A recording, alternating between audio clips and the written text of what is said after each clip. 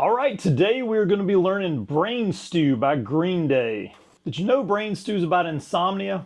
It's about 12:30 tonight, and I'm just now getting started on recording this video, and I'm going to be up for a while. The wife's not here, I'm unsupervised, and I'm just going to be up late jamming. So let's get started.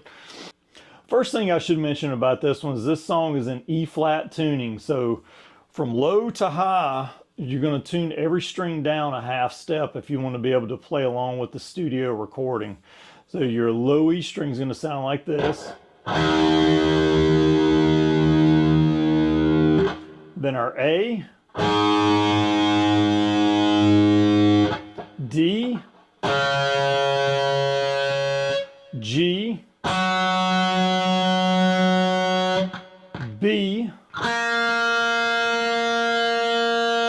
and then our high E.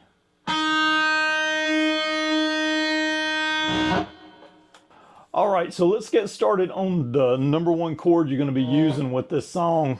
It's a power chord. It's a couple of ways to play this one. I'm going to start with just a 2-finger power chord, and then I'll show you the 3-finger. So your index finger on the 5th fret of your low E string. And then you can either put your ring finger or your pinky on the 7th fret of your A string. It's going to give you an A power chord. There's with the pinky. The next is with the ring finger. It's just entirely up to you whichever finger you want to use there. So now if you do use your ring finger, it's going to open you up to using the chord that they use in the song. All that we're doing when we play the 3-finger power chord is we're going to play index 5E, ring 7A, pinky is going to play 7D directly up under your ring finger.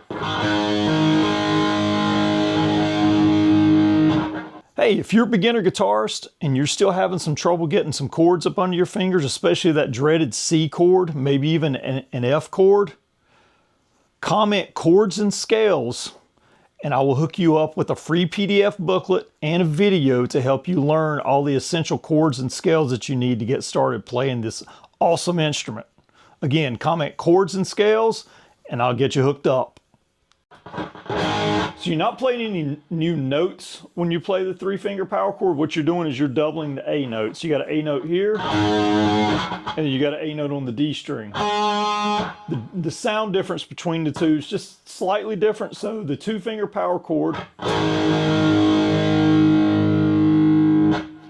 now the 3-finger power chord. Just sounds a little more full and open. It's entirely up to you which one you use with this. Okay, so the order of chords we're going to play this one is going to be A, then we're going to drop down to a G, then an F sharp, then an F. The last chord is going to be an E power chord, and we're going to have to play that as an open E power chord. All you're going to do is you're going to play your open E string with 2 on your A string together. You can play that with your middle finger after you come out of that F chord, like that, for a quick, easy transition. Or if you want to play the 2-finger version, you'll have an open E string. You'll fret 2A and 2D. So I use my middle finger and my ring finger for that. You can use your first 2 fingers if you'd like. It's entirely up to you. It's a comfort thing. If you're more comfortable using your first 2 fingers or your middle 2 fingers, you just roll what feels good for your hands. So playing those 2 notes with the open E string. So from the F, the 2-finger or the 1-finger, or even I can go to my index finger here. Okay, so now let's get into the song. It starts off, we're going to stab your A power chord twice, and then we're going to mute it. To mute that, you want to use your right hand, palm mute the strings, so you'll strum it. You can cover the strings with your right hand, and you can also release the pressure that you're using to hold these notes in to kill the notes also with your left hand. And you don't want to let go of the strings, you just want to raise up the pressure a little bit so that you're still in contact with the strings, but you'll get this sound if you happen to strum. And we're going to come back to that idea later also for something else in the song. So, and then you got to mute, and then we're going to move down to the G chord. We're going to stab that one and mute it. And then we're going to drop to the F sharp and mute again. And then we're going to go from the F to the E, and this moves a little bit quicker than the other chords do. So again, that's going to be A, G, F sharp, F, and E. Okay, so that's going to be your main rhythm. So when you hear Billy Joe say, "Here we go," we're going to keep playing that riff, but we're going to put some scratches in between that. And how we execute that is, to get that sound, we're going to cover all the strings with our fingers. Not going to press anything in. You don't want this. That's not what we're looking for. You just want to make contact with the strings so that we can play this chord, and then to get those 6 strums in there. So you're going to stab each chord just like you do in the original riff, and then you got 6 scratches. The way I do that is just a down, up strum. It's more efficient. And then you're going to move to the G. F sharp. And then you don't have as many scratches with this one. So it's 2 in there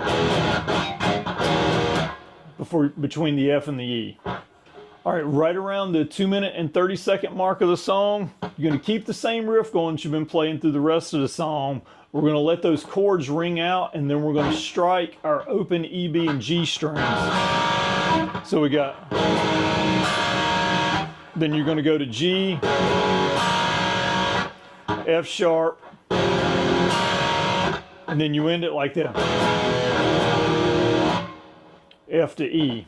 All right, that covers everything for Brain Stew. There's a couple of other ways you can play this one if you are brand new to guitar. First day you've picked it up, or even the first week, and you want to learn the song, you can play this with single notes if you're having trouble either playing the power chord or your hands are not quite big enough to get to the low strings here. You can just play it with single notes. It would be 5E, and then you're going to go 3, 2, 1, and then open E. Or you can also play this an octave higher. So you don't want to reach all the way down to your low E and A string.